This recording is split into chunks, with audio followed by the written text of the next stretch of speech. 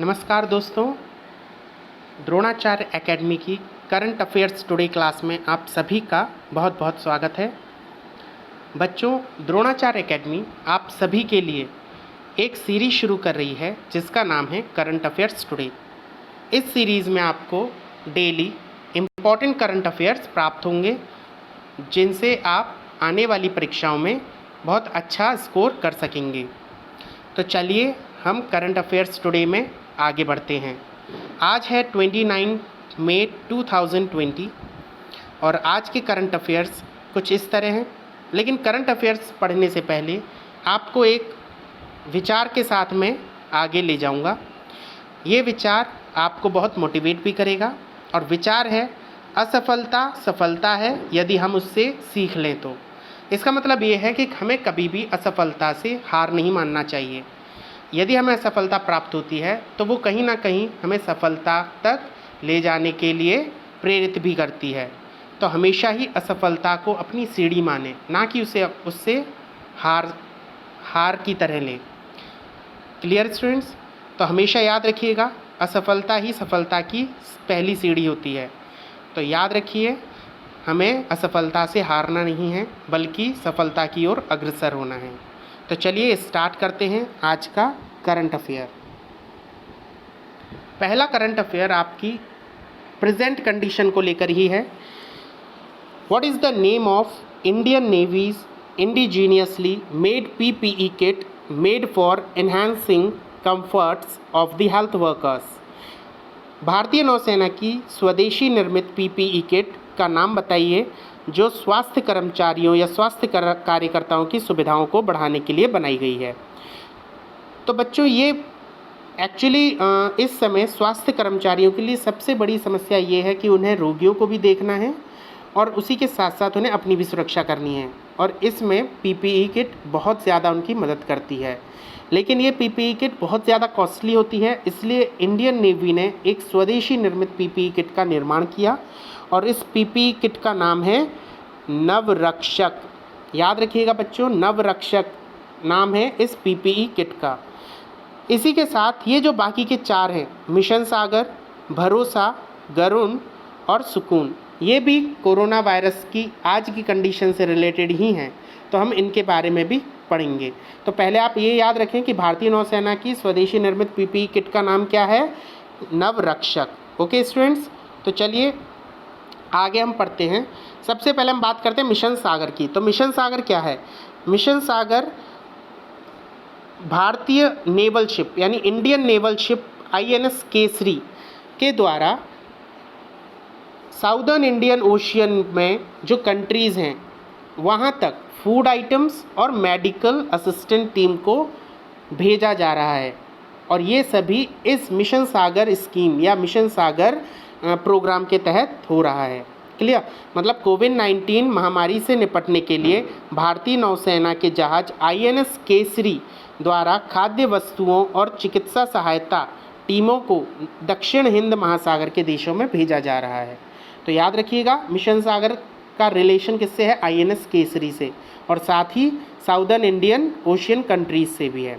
Okay, इसके बाद second है भरोसा। तो भरोसा क्या है? भरोसा एक हेल्पलाइन है जो उड़ीसा की गवर्नमेंट ने शुरू की है वहाँ के स्टूडेंट्स के लिए, ताकि वो कोविड-19 के स्ट्रेस से बच सकें। ओके, सो भरोसा is a helpline which is launched by the Orissa government. इसके बाद हम बात करते हैं गरुण की। तो गरुण एक पोर्टल है। गरुण क्या है? पोर्टल, जिसे लॉन्च किया गया है नागरिक उड्डयन मंत्रालय ने Directorate General of Civil Aviation DGCA के सहयोग से। इससे होगा क्या? तो इसकी सबसे मेन बात यह है कि गरुण पोर्टल से हम कई राज्य निकाय सार्वजनिक स्थानों को कीटाणु रहित करने के लिए ड्रोन तैनात कर रहे हैं इस पोर्टल की मदद से। ओके, इसका विशेष रूप से इसका जो महत्व है वो इसलिए बढ़ जाता है क्योंकि ड्रोन की मदद से हम क्या करेंगे कि स्मार्ट शहरों में, सड़कों में और अन्य सार्वजनिक स्थानों पर कीटाणुनाशक स्प्रे करेंगे और सभी जगहों को सैनिटाइज करेंगे, जिससे कोविड-19 के फैलने के चांसेस कम होते चले जाएंगे। Okay, so this is a portal, Garun portal. Okay, which is related to drone operation. याद रखिएगा जो गरुड़ पोर्टल है ये ड्रोन ऑपरेशन से रिलेटेड है। इसके बाद जो सुकून है, सुकून क्या है, ये भी एक पहल है। इसका पूरा नाम है सुकून कोविड-19 बीट द स्ट्रेस। ये शुरू की है जम्मू कश्मीर ने, वहाँ के लोगों को मोटिवेट करने के लिए कि हमें कोविड-19 से हारना नहीं है, हमें उसके तनाव को, उसके फैलाए हुए इस तनाव को हमें उससे लड़ना है। Okay, so this is a initiative by the Jammu and Kashmir. So Sukoon कोविड-19 बीट द स्ट्रेस, किससे रिलेशन है इसका, जम्मू कश्मीर से। ओके, सो ये सब कुछ आपको समझ में आ गया होगा। चलिए नेक्स्ट क्वेश्चन की तरफ बढ़ते हैं। किस दिन अंतर्राष्ट्रीय गुमशुदा बाल दिवस मनाया जाता है? On which day was observed as the international missing children's day. Okay, so ये किस दिन मनाया जाता है? ये मनाया जाता है आपका 25 मई। याद रखिएगा, which date is this? 25 May is that day was observed as the international missing children's day. Okay, चलिए next question is who will be the awarded the United Nation military gender advocate award? किसको संयुक्त राष्ट्र सैन्य लिंग advocate पुरस्कार से सम्मानित किया गया है? तो ये किसको सम्मानित किया गया है? सुमन गवानी को। सुमन गवानी को ये अवार्ड दिया गया है संयुक्त राष्ट्र यानी यूनाइटेड नेशन की तरफ से। Okay, she is a Suman Gawani. Understand everyone? चलिए next question is who has been awarded prestigious inventor of the year award? किसको प्रतिष्ठित आविष्कारक ऑफ द ईयर पुरस्कार से सम्मानित किया गया है? तो इसमें नाम याद रखिएगा, राजीव जोशी। इनको इन prestigious inventor of the year का अवार्ड दिया गया है। ओके, नाउ राजीव जोशी का रिलेशन IBM से भी है क्योंकि ये वहाँ के कार्यरत थे, ये वहाँ पर पहले कार्यरत भी थे। ओके, सो याद रखिएगा राजीव जोशी कौन है जिन्हें prestigious inventor of the year award दिया गया है। नेक्स्ट, किस राज्य सरकार ने विशेष मुफ्त बस सेवा मोक्ष कलश शुरू करने की घोषणा की है? Which state government has announced to launch special free bus service Moksha Kalash? Okay, तो आपको अभी पता है कि बहुत सारी लेबर एक जगह से दूसरी जगह जा रही है, तो इस लेबर को सही ढंग से एक जगह से दूसरी जगह पहुंचाने के लिए एक राज्य सरकार ने एक विशेष मुफ्त बस सेवा शुरुआत की है जिसका नाम है मोक्ष कलश। तो हमें ये बताना है कि ये किस राज्य सरकार ने किया है। तो इसका आंसर है राजस्थान। राजस्थान ने क्या किया है? राजस्थान की राज्य सरकार ने ये विशेष मुफ्त बस सेवा को शुरू किया है। इसके साथ आपको याद होना चाहिए राजस्थान के मुख्यमंत्री अशोक गहलोत हैं, वहीं यहाँ के गवर्नर का नाम है कालराज मिश्र। ओके, चलिए next question. LIC has launched प्रधानमंत्री वय Vandana Yojana modified 2020। What is the maximum purchase price? LIC ने प्रधानमंत्री वय वंदना योजना संशोधित 2020 लॉन्च की है और इसकी अधिकतम खरीद मूल्य क्या है यह आपको बताना है। तो इससे पहले मैं आपको इस क्वेश्चन के बारे में बताऊंगा, इससे पहले मैं आपको इसके बारे में थोड़ी सी और नॉलेज देता हूं। सबसे पहले प्रधानमंत्री वय वंदना योजना की शुरुआत की गई 4 मई 2017 को भारत सरकार द्वारा, और ये जो योजना है ये स्पेशली वरिष्ठ नागरिकों के लिए बनाई गई है। एक्चुअली एक पेंशन योजना है। कैसी योजना है? पेंशन योजना, जो 60 साल से अधिक या 60 साल के सीनियर सिटीजन्स को मासिक पेंशन का विकल्प देती है और साथ ही साथ वार्षिक पेंशन का भी विकल्प देती है। यदि मासिक पेंशन का विकल्प चुनते हैं तो उन्हें 10 वर्षों तक 8% का ब्याज मिलता है, और यदि वो 10 वर्षों का वार्षिक पेंशन चुनते हैं तो वहाँ पर उनको 8.3% का ब्याज मिलता है। ओके, सो एक बहुत अच्छा ब्याज देने वाली स्कीम है ये। भारतीय जीवन बीमा निगम यानी LIC ने प्रधानमंत्री वय वंदना योजना को लॉन्च किया है, और साथ ही केंद्र सरकार ने 60 वर्ष से अधिक आयु के लोगों को सामाजिक व आर्थिक सुरक्षा प्रदान करने वाली केंद्रीय पेंशन योजना प्रधानमंत्री वय वंदना योजना की अवधि को 2023 तक के लिए बढ़ाने की घोषणा भी की है। मतलब सरकार ने इसकी जो अवधि है उसे 2023 तक कर दिया है। और साथ ही LIC ने इसको थोड़ा सा चेंज करते हुए फिर से इसको लॉन्च किया है। सरकार के ऐलान के बाद LIC ने इस स्कीम में कुछ बदलाव किए और फिर इसे लॉन्च किया और इस स्कीम का अधिकृत संचालक इस समय LIC है। ओके, तो यहाँ पर जो इन्वेस्टमेंट है, जो निवेश है, वो अधिकतम कितना किया जा सकता है, यही क्वेश्चन था हमारा। तो अधिकतम हम कर सकते हैं 15 लाख रुपया। ओके, 15 लाख रुपए का हम इस वय वंदना योजना में निवेश कर सकते हैं। इस योजना में निवेश की न्यूनतम आयु है 60 वर्ष और अधिकतम की कोई तय नहीं है। ओके, प्रधानमंत्री वय वंदना योजना संशोधित 2020 भारत सरकार की गैर लिक्विड गैर भागीदारी पेंशन योजना है, जिसमें सरकार की कोई भी भागीदारी नहीं है। ओके स्टूडेंट्स, तो यहाँ तक आप सभी को समझ में आ गया होगा। Next question is, Rory McIlroy का मानना है कि कोविड-19 महामारी संकट के बीच राइडर कप को अगले साल तक के लिए स्थगित कर दिया जाएगा। तो राइडर कप किस खेल से संबंधित है, हमें ये बताना है। तो इसमें सबसे पहली चीज़ तो यह है कि रोरी मैकलरॉय कौन है जिन्होंने ये कथन दिया है, ठीक है। और साथ ही हमें ये बताना है कि राइडर कप किस खेल से संबंधित है। तो जो राइडर कप है ये है गोल्फ से संबंधित। किससे संबंधित है, गोल्फ से संबंधित। और रोरी मैकलरॉय कौन है, ये गोल्फर है। ओके, ये एक गोल्फर हैं। Clear students. चलिए next question is, according to Forbes magazine which of the following has become of the world's highest grossing athlete. हाल ही में फोर्ब्स मैगजीन के मुताबिक निम्न में से कौन दुनिया की सबसे ज़्यादा कमाई करने वाली एथलेटिक बन चुकी है। तो इसका आंसर है नाओमी ओसाका, जापान की। जो जापान की नाओमी ओसाका हैं, ये इस समय सबसे ज़्यादा कमाई करने वाली यानी हाईएस्ट ग्रॉसिंग एथलीट बन चुकी हैं विश्व की। Okay, clear students. चलिए next question is, Sri Lanka cricket suspended which pace bowler from all form of the cricket. Sri Lanka cricket ने क्रिकेट के सभी प्रारूपों से किस तेज गेंदबाज को निलंबित कर दिया है। ओके, तो किस तेज गेंदबाज को निलंबित किया है श्रीलंका क्रिकेट ने, तो इसका आंसर है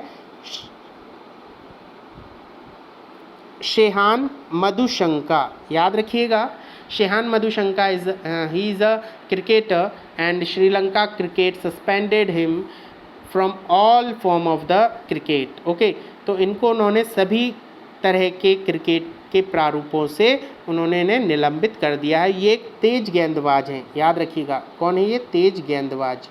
clear. Next question is, who has been selected by Bank Board Bureau as the chairman and MD of the Delhi based Oriental Insurance Company. इसका मतलब किसे बैंक बोर्ड ब्यूरो ने दिल्ली स्थित ओरिएंटल इंश्योरेंस कंपनी के अध्यक्ष और MD के रूप में चुना है। तो इसका आंसर है SN राजेश्वरी। SN राजेश्वरी को बैंक बोर्ड ब्यूरो ने दिल्ली स्थित ओरिएंटल इंश्योरेंस कंपनी का अध्यक्ष और MD चुना है। Okay students. Next question is, which country has collaborated with India to develop rapid test equipment for COVID-19। कोविड-19 के लिए तेज़ी से परीक्षण उपकरण विकसित करने के लिए किस देश ने भारत के साथ सहयोग किया है। तो ऐसा कौन सा देश है जिसने अभी भारत के साथ सहयोग किया है यानी कोलैबोरेशन किया है, किस चीज़ के लिए, परीक्षण उपकरण को विकसित करने के लिए। तो ये कंट्री है इज़राइल।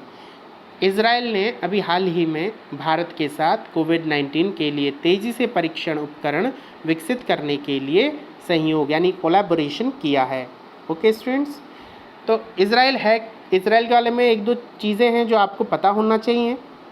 सबसे पहले इज़राइल किस किस कंट्री से अपनी सीमा को बांटता है, तो इजिप्ट है, जॉर्डन है ना, इसके बाद अमान है, ये अमान तो जॉर्डन की ही वो है आपकी राजधानी।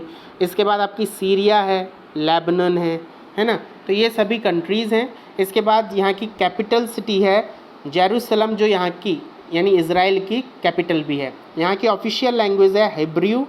साथ ही यहाँ पे प्रेसिडेंट हैं रियूवन रेवलिन और यहाँ के प्राइम मिनिस्टर हैं बेंजामिन नेतान्याहू। ओके, यहाँ की करेंसी है इज़राइल शेकेल। ओके, तो यहाँ पे ये सब थोड़ी सी इसकी इन्फॉर्मेशन थी। चलिए नेक्स्ट क्लास में नेक्स्ट आपका क्वेश्चन है, which country has helped India to establish military war games centre in Jinja district. भारत ने किस देश के जिंजा जिले में सैन्य युद्ध खेल केंद्र स्थापित करने में मदद की है? तो किस देश के ज़िले में मदद की है? तो आंसर है युगांडा। युगांडा का ज़िला है जिंजा, उसके अंदर भारत ने सैन्य युद्ध खेल केंद्र यानी कि मिलिट्री वॉर गेम सेंटर खोलने के लिए मदद की है। ओके स्टूडेंट्स,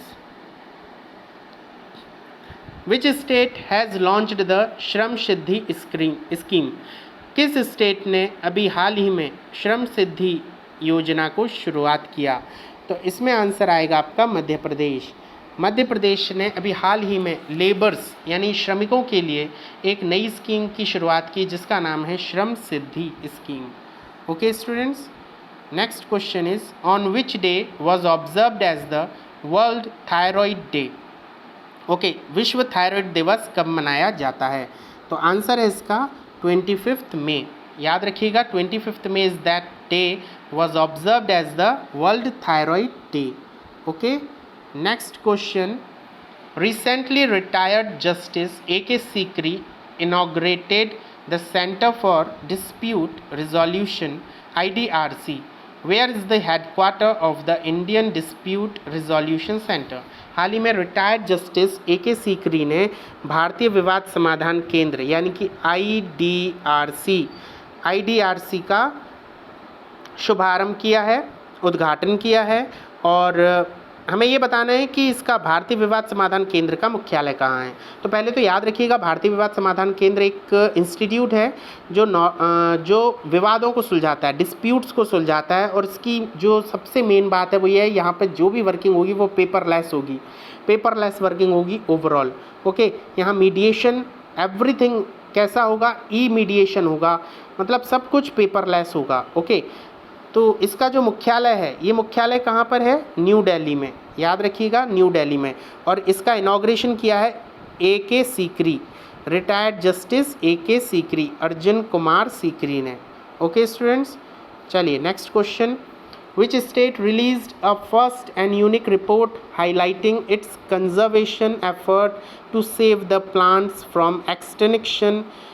किस राज्य ने विलुप्त होने से पौधों को बचाने के लिए अपने संरक्षण के प्रयासों को उजागर करते हुए एक पहली और अनूठी रिपोर्ट जारी की है?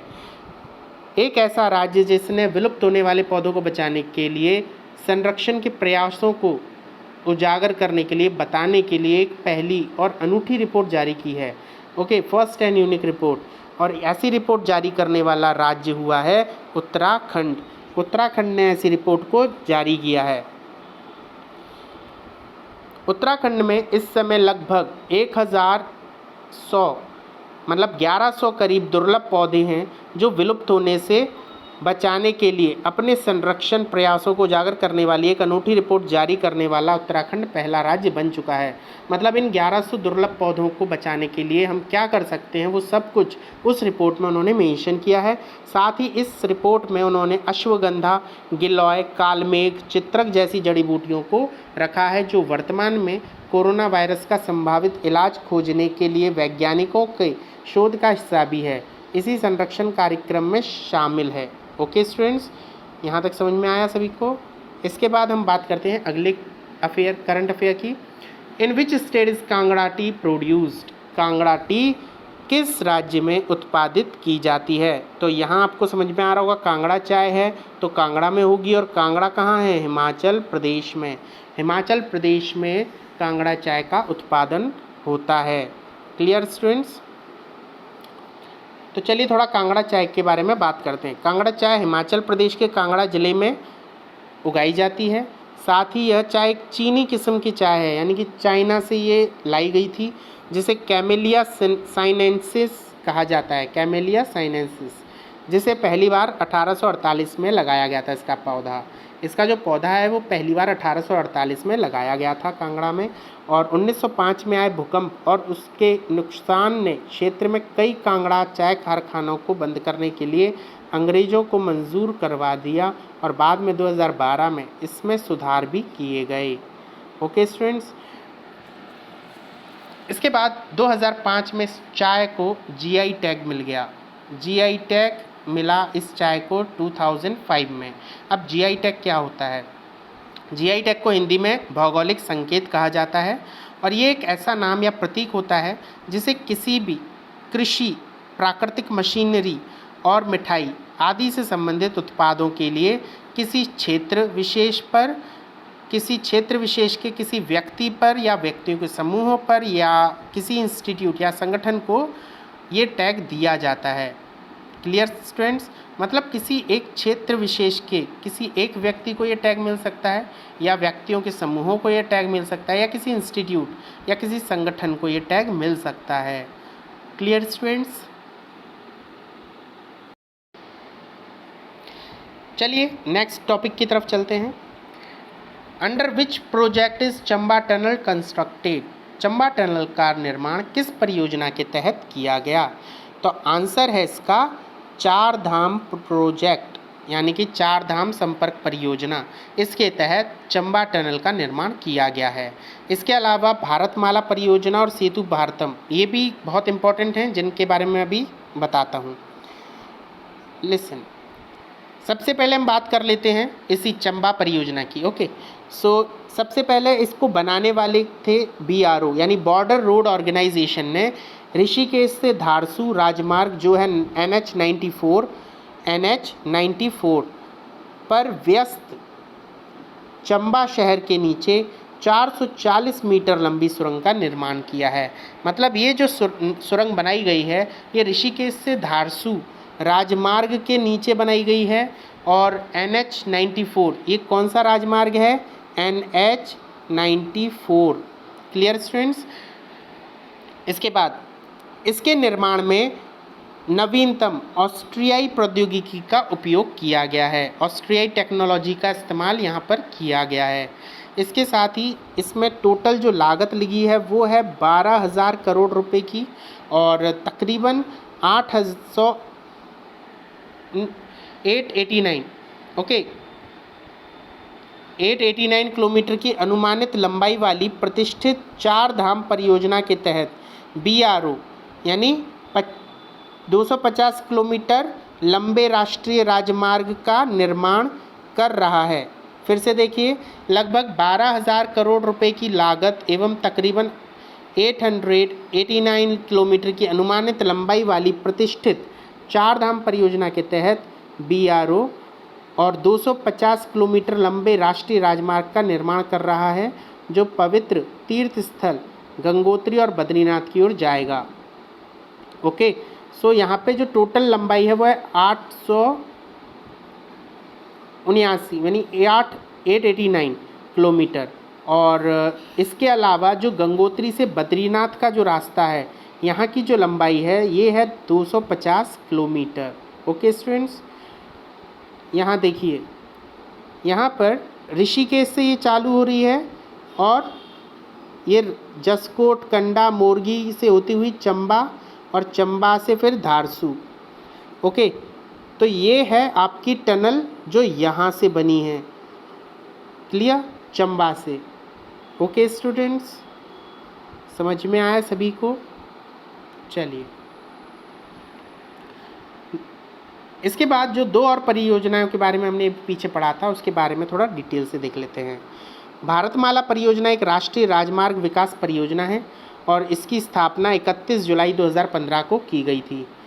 साथ ही 10 लाख करोड़ रुपए के भारतमाला परियोजना में कई प्रमुख राष्ट्रीय राजमार्गों का विकास करना था, जिसे 1998 में अटल बिहारी वाजपेयी सरकार द्वारा लॉन्च किया गया था और इसी के साथ मौजूदा राजमार्ग परियोजना का इसमें समाहित करना होगा। मतलब जो पहले से चली आ रही परियोजना है उनको भी इसमें जोड़ना था। इसी के साथ प्रधानमंत्री नरेंद्र मोदी जी ने 50,000 करोड़ रुपए के निवेश से राष्ट्रीय राजमार्गों पर सुरक्षित व सुचारू यात्रा सुनिश्चित करने के लिए पुल निर्माण की महत्वाकांक्षी योजना सेतु भारतम का शुभारंभ किया। इस परियोजना को 4 मार्च 2016 को नरेंद्र मोदी द्वारा शुरू किया गया था। तो सेतु भारतम जो परियोजना है ये है ब्रिजेस से रिलेटेड, मतलब राष्ट्रीय राजमार्गों पर सुरक्षित और सुचारू यात्रा सुनिश्चित करने के लिए पुल का निर्माण किया जाए। तो ये है सेतु भारतम, ओके, जो भारत को सेतु से जोड़े। फिर इसके बाद योजना के अंतर्गत सभी राष्ट्रीय राजमार्गों को वर्ष 2019 तक रेलवे क्रॉसिंग रहित करने का लक्ष्य निर्धारित किया गया था। ओके, समझ में आ गया सभी को? चलिए, next question is who has recently named the new telescope after Nancy Grace Roman. हाल ही में किसने नैन्सी ग्रेस रोमन के नाम पर एक नए टेलीस्कोप का नाम रखा है? तो इसका आंसर है आपका नासा। नासा ने अपने एक नए टेलीस्कोप की शुरुआत की और इस शुरुआत के बाद उस टेलीस्कोप का नाम बदलकर नैन्सी ग्रेस रोमन के नाम पर रख दिया। ये है वो नैन्सी ग्रेस रोमन जिन्होंने हबल टेलीस्कोप की शुरुआत की थी। ओके, हबल टेलीस्कोप एक टेलीस्कोप की ही सीरीज़ है, एक बहुत ही अच्छा फ्रीक्वेंसी, एक बहुत ही अच्छी इंटेंसिटी वाला टेलीस्कोप होता है। ओके, चलिए, NASA has renamed its next generation space telescope Wide Field Infrared Survey Telescope यानी WFIRST, which is set to launch in 2025 in honor of Nancy Grace Roman। NASA ने अंतरिक्ष एजेंसी की पहली प्रमुख खगोल वैज्ञानिक नैन्सी ग्रेस रोमन के नाम पर अपनी अगली पीढ़ी के space telescope wide field infrared survey telescope यानी WFIRST का नाम बदल दिया है और Nancy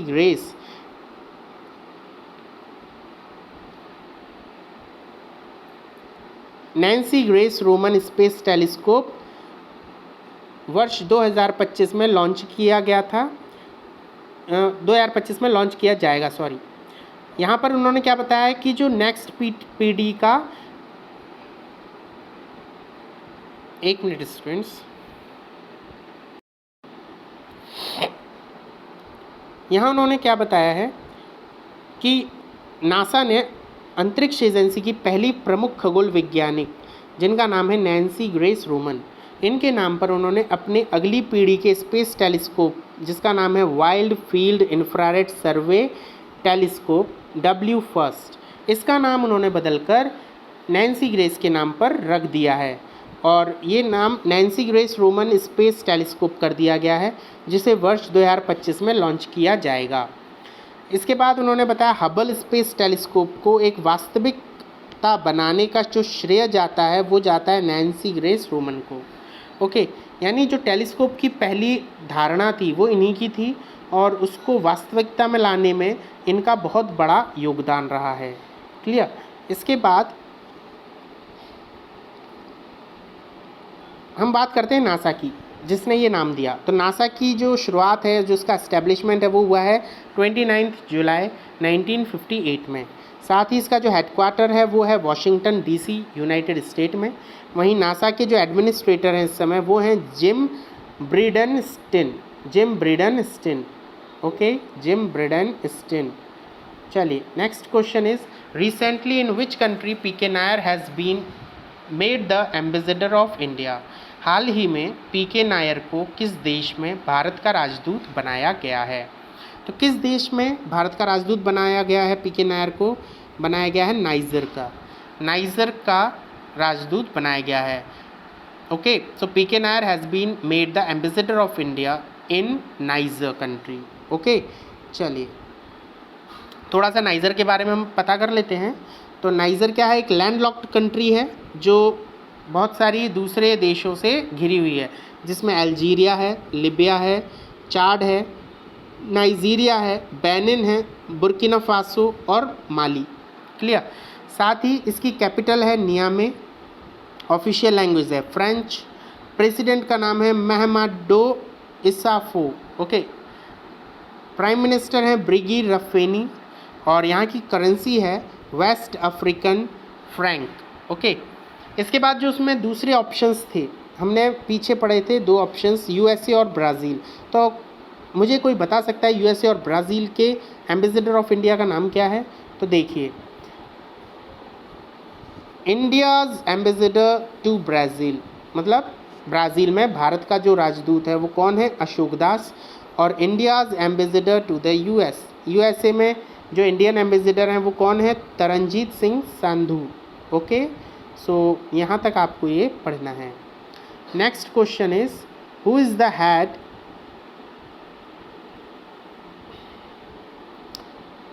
who is the head of high level panel constituted to recommend reforms in India's drug regulatory system? Okay, so Bharat के ड्रग रेगुलेटरी सिस्टम में सुधार की सिफारिश करने के लिए गठित उच्च स्तरीय पैनल के प्रमुख कौन हैं? तो इस कमिटी के प्रमुख हैं राजेश भूषण। याद रखिएगा, राजेश भूषण। इसी के साथ यहाँ पर जो आपको 3 ऑप्शन मिलते हैं, बलराम भार्गव, ईश्वरा रेड्डी और रणदीप गुलेरिया, तो इनके बारे में भी हम अभी पढ़ते हैं। बलराम भार्गव कौन है? Balram Bhargava is the director general at the Indian Council of Medical Research, New Delhi. New Delhi में स्थित Indian Council of Medical Research के डायरेक्टर जनरल हैं बलराम भार्गव।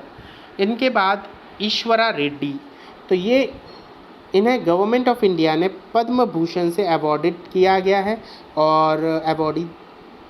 और साथ ही इन्होंने जो कंट्रीब्यूशन दिया था वो दिया था field of science and engineering में, जिसके लिए इन्हें पद्म भूषण दिया गया है। इसके बाद हम बात करते हैं रणदीप गुलेरिया की, जो न्यू डायरेक्टर हैं एम्स दिल्ली के। Okay, new director of AIIMS Delhi. Clear students? चलिए, next question is, who is the new president of new development bank NDB? हाल ही में किसे न्यू डेवलपमेंट बैंक के नए अध्यक्ष के पद पर नियुक्त किया है?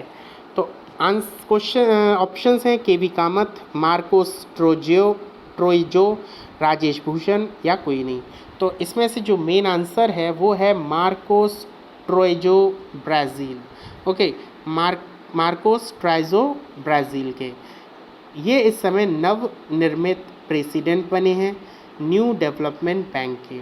इनसे पहले जो प्रेसिडेंट थे वो थे केवी कामत, भारत के केवी कामत इनसे पहले पूर्व के प्रेसिडेंट ऑफ, मतलब ex president of new development bank हैं। ओके, चलिए यहाँ हम थोड़ा सा इसके न्यू डेवलपमेंट बैंक के बारे में बात कर लेते हैं। तो ब्रिक्स समूह देशों के नव विकास बैंक, ब्रिक्स समूह देशों के नव विकास बैंक न्यू डेवलपमेंट बैंक ने बुधवार को मार्कोस प्राडो ट्राइजो को अपना अध्यक्ष नियुक्त किया है। ये ब्राज़ील के वित्त मंत्री रह चुके हैं। ओके, वह भारतीय बैंक अधिकारी के केवी कामत का स्थान लेंगे। पहले कौन थे? केवी कामत थे, जिनका ये स्थान लेने वाले हैं। कामत 2015 से बैंक के अध्यक्ष थे और बैंक गठन के बाद बनने वाले पहले भारतीय अध्यक्ष। ओके, साथ ही बैंक के निदेशक मंडल ने ट्राइजो के अलावा भारतीय स्टेट बैंक के अनिल किशोर को नव विकास बैंक का उपाध्यक्ष नियुक्त किया है।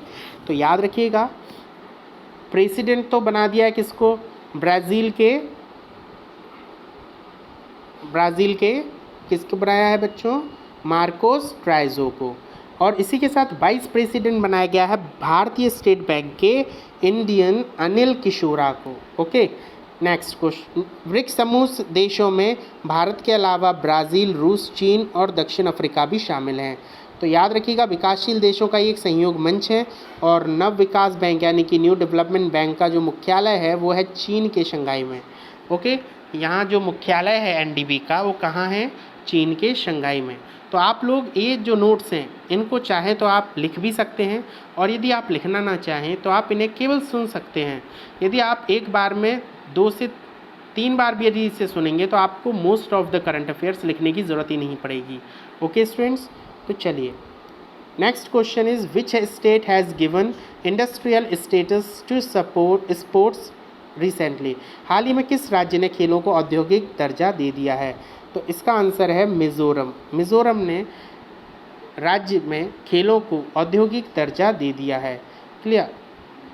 तो चलिए थोड़ा सा हम इसके बारे में बात करते हैं। पूर्वोत्तर भारत के एक राज्य मिजोरम ने रोजगार सृजन के उद्देश्य से खेलों को उद्योगों का दर्जा दे दिया है, इंडस्ट्री स्टेटस टू स्पोर्ट्स। इस निर्णय का मुख्य लक्ष्य है राज्य में खेलों के पेशेवर बनाना। मतलब जो आज खेलों में जाने से डरते हैं कि भाई वहाँ पर कोई भी इनकम नहीं है, बाद में कोई याद नहीं रखता है ना, तो उस चीज़ से बचने के लिए जो मिज़ोरम सरकार है, जो मिज़ोरम की गवर्नमेंट है, उसने क्या कर दिया है, खेलों को औद्योगिक दर्जा प्रदान कर दिया है। तो चलिए हम मिज़ोरम के बारे में थोड़ी सी बातें कर लेते हैं। It becomes 23rd state of India and a step above union territory on 20 February 1987 with the 53rd amendment of the Indian constitution 1986।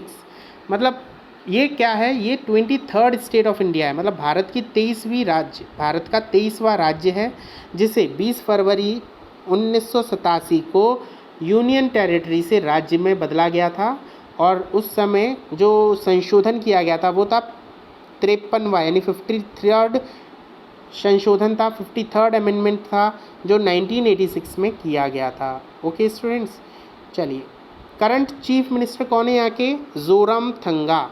Zoramthanga is the current chief minister. वहीं current governor PS Sreedharan Pillai. PS Sreedharan Pillai is the current governor. Total district कितनी है यहाँ, 11। Total district कितनी है, 11। साथ ही यहाँ लोकसभा और राज्यसभा में एक एक सीट दी जाती है। लोकसभा और राज्यसभा में एक एक सीट रहती है। यहाँ पर कुछ महत्वपूर्ण यानी इंपॉर्टेंट वाइल्ड लाइफ सेंचुरी भी हैं, जिनमें है दम्फा, नेंगपुई और लेंगतैंग। ओके, ये तीनों वाइल्ड लाइफ सेंचुरी हैं। इसके अलावा भी हैं, लेकिन ये थोड़ी इंपॉर्टेंट हैं, मोस्ट ऑफ द पेपर में पूछी जाती हैं। साथ ही यहाँ 2 नेशनल पार्क हैं, जिनमें से मुरलेन नेशनल पार्क है और एक पावनगुई नेशनल पार्क। क्लियर, कौन कौन से हैं, मुरलेन नेशनल पार्क और पावनगुई नेशनल पार्क। चलिए next question, which ministry started biodiversity conservation internship programme for conservation of biodiversity. मतलब हाल ही में किसी मंत्रालय ने जैव विविधता के संरक्षण के लिए एक प्रोग्राम चलाया जिसका नाम है जैव विविधता संरक्षण इंटर्नशिप कार्यक्रम, बायोडाइवर्सिटी कंजर्वेशन इंटर्नशिप प्रोग्राम। तो ये किस मंत्रालय ने चलाया है, कृषि और किसान मंत्रालय, पशु कल्याण मंत्रालय ने, या केंद्रीय पर्यावरण वन और जलवायु मंत्रालय, या उपरोक्त में से कोई नहीं। तो इसका जो आंसर है वो है केंद्रीय पर्यावरण वन और जलवायु परिवर्तन मंत्रालय। Understand students. चलिए यहाँ पर देखिए थोड़ा सा, 22 मई 2020 को केंद्रीय पर्यावरण वन और जलवायु परिवर्तन मंत्रालय ने जैव विविधता के संरक्षण के लिए जैव विविधता संरक्षण इंटर्नशिप कार्यक्रम को शुरू किया। ओके, साथ ही यहाँ पर क्या है, इस कार्यक्रम में खुली पारदर्शी ऑनलाइन प्रतिस्पर्धा प्रक्रिया के माध्यम से 1 वर्ष की अवधि के लिए 20 छात्रों को स्नातकोत्तर की डिग्री दी जाएगी, ग्रेजुएशन की। ओके, तो यहाँ पर इस कार्यक्रम में बच्चों को पहले अप्लाई करना पड़ेगा और फिर उनमें से 20 छात्रों को ही 1 वर्ष की अवधि के लिए ये कोर्स करने के लिए मिलेगा, जिसमें एक डिग्री भी प्राप्त होगी। इस कार्यक्रम में राष्ट्रीय जैव विविधता प्रकरण यानी कि नेशनल बायोडाइवर्सिटी अथॉरिटी NBA और संयुक्त राष्ट्र विकास कार्यक्रम यानी UN डेवलपमेंट प्रोग्राम UNDP एक नोडल एजेंसी की तरह ही काम करेंगी। क्लियर। इसके साथ यह कार्यक्रम गतिशील एवं रचनात्मक छात्रों को संलग्न करना चाहता है जो प्राकृतिक संसाधनों प्रबंधन एवं जैव विविधता संरक्षण के बारे में जानने और विभिन्न राज्य एवं केंद्र शासित प्रदेशों में NBA की परियोजना का समर्थन करने के लिए तथा तकनीकी रूप से राज्य जैव विविधता बोर्ड, संघ राज्य क्षेत्र जैव विविधता परिषद को उनके अधिदेशों के निर्वहन में सहायता प्रदान करने के इच्छुक हैं। तो यहाँ पर उन्होंने क्या बताया है कि इस कोर्स में वो ऐसे छात्रों को जोड़ना चाहते हैं जो प्राकृतिक संसाधनों के प्रबंधन में और जैव विविधता के संरक्षण के बारे में जानना चाहते हैं और जो आगे चलकर इन दोनों के संरक्षण के लिए बहुत महत्वपूर्ण भूमिका भी निभाएंगे। ठीक है स्टूडेंट्स, क्लियर है। चलिए next question is, which ocean has dispute between Somalia and Kenya on a delimitation of maritime boundary। हाल ही में सोमालिया और केन्या के बीच किस महासागर में समुद्री सीमा के परसीमन को लेकर विवाद है। क्लियर, किस सीमा के विभाजन को लेकर विवाद है, लिमिट को लेकर। मतलब सीमा को लेकर विवाद हो रहा है। तो यहाँ पर जो करेक्ट आंसर है वो है हिंद महासागर। कौन सा है? हिंद महासागर। क्लियर, ये इसका आंसर है। तो चलिए हम इसके बारे में थोड़ी सी और डिटेल में बात कर लेते हैं। ये आपको कीनिया का मैप, कीनिया और सोमालिया का मैप दिख रहा होगा, ठीक है। यहाँ पर देखिए ये सोमालिया है और ये कीनिया है। इन दोनों के बीच में यहाँ पर ये पूरा क्या है? ये इंडियन ओशियन है। क्लियर। अब इसके सामने ये वाला पार्ट तो ये इसका है, मतलब इस पर इसका अधिकार है सोमालिया का, यहाँ पर कीनिया का अधिकार होना चाहिए। लेकिन जो डिस्प्यूट एरिया है, जिस एरिया के ऊपर अधिकार के लिए लड़ाई हो रही है, वो है ये वाला एरिया। ये एरिया, ये जो आपको एरिया दिख रहा है, this is the area, this is the disputed area. Okay, क्योंकि यहाँ पर जो कीनिया है, मतलब ये कीनिया चाहता है इसकी जो बाउंड्री है वो यहाँ तक हो, और जो सोमालिया वो चाहता है इसकी बाउंड्री यहाँ तक हो। क्लियर। और ये दोनों ही ऐसा इसलिए चाहते हैं क्योंकि इस क्षेत्र में तेल और खनिज के भंडार हैं, तो हर कोई इसमें अपना अधिकार बनाना चाहता है। क्लियर। तो चलिए थोड़ा सा इसे चर्चा में पढ़ लेते हैं, ये चर्चा में क्यों रहा है। तो कोविड-19 महामारी के मद्देनज़र सोमालिया तथा कीनिया के बीच समुद्री सीमा विवाद पर 8 जून को अंतर्राष्ट्रीय न्यायालय यानी international court of justice (ICJ) में होने वाली सुनवाई स्थगित कर दी गई है। इस समय चूँकि कोरोना का महामारी का समय चल रहा है, तो इन दोनों के बीच में जो समुद्री सीमा विवाद था वो 8 जून को अंतर्राष्ट्रीय न्यायालय में उपस्थित होने वाला था, लेकिन वहाँ सुनवाई को रद्द कर दिया गया है। इसलिए ये जो न्यूज़ है चर्चा में आई है। यहाँ जो विवाद है वो सोमालिया और केनिया के बीच में है, और साथ ही ये जो विवाद है हिंद महासागर को लेकर है। हिंद महासागर में समुद्री सीमा के परिसीमन को लेकर ये विवाद खड़ा हुआ था, जिसमें विवाद का मूल कारण दोनों देशों द्वारा महाद्वीपीय शेल्फ के आधार पर सामुद्रिक सीमा का निर्धारण है। दोनों देशों के मध्य लगभग 1 लाख वर्ग किलोमीटर क्षेत्र को लेकर विवाद है। इस क्षेत्र में तेल और गैस के विशाल भंडार मौजूद हैं। क्लियर स्टूडेंट्स, इसीलिए यहाँ पर ये लड़ाई चल रही है। वर्ष 2009 में दोनों देश एक समझौता ज्ञापन किया, इन्होंने एक मेमोरेंडम ऑफ अंडरस्टैंडिंग पर साइन किया, जिसके बाद इन दोनों ने आपस में लड़ने के लिए मना कर दिया था कि अब हम एक दूसरे से नहीं लड़ेंगे। लेकिन फिर से ये मुद्दा फिर से गर्म हुआ और फिर से इन दोनों में इस चीज़ को लेकर लड़ाई शुरू हो गई, और ये लड़ाई आज इंटरनेशनल कोर्ट ऑफ जस्टिस तक पहुंच चुकी है। इसके अंदर हम बात करते हैं महाद्वीपीय शेल्फ सीमा आयोग के बारे में। क्या है ये महाद्वीपीय शेल्फ सीमा पर आयोग? मतलब commission on the limit of continental shelf. Okay, मतलब कॉन्टिनेंट में जो एरिया है उसको लेकर जो लिमिट्स बांधी गई हैं हर कंट्री के लिए, उसके ऊपर एक कमीशन बनाया गया है, आयोग है, जो इस तरह के जो भी विवाद होते हैं उनको सुलझाने में मदद करता है। तो इसका कार्य क्या था? संयुक्त राष्ट्र समुद्री कानून संधि यानी United Nation Convention on the Law of the Sea UNCLOS के कार्यान्वयन में मदद करना। मतलब यूनाइटेड नेशन ने पहले से ये डिसाइड किया हुआ है कि किसकी कितनी लिमिट होनी चाहिए।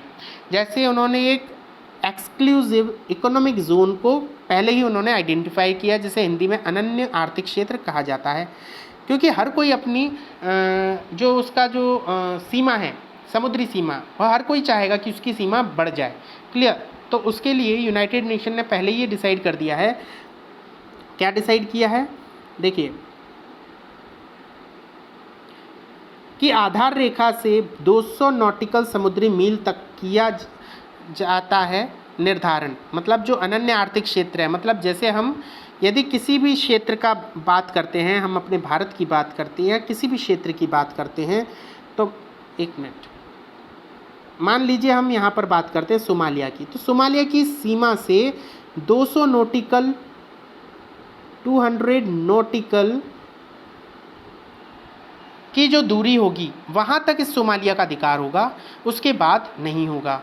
क्लियर। सेम कीनिया के लिए है। तो ये जो कंसेप्ट था इसे यूनाइटेड नेशन ने पहले ही क्लियर कर दिया था। क्लियर। लेकिन अब इसके लिए फिर से झगड़ा होने लगा है, और ये झगड़ा आज इंटरनेशनल कोर्ट ऑफ जस्टिस तक पहुंच चुका है। क्लियर। चलिए, तो यहाँ तक आप सभी को समझ में आया होगा।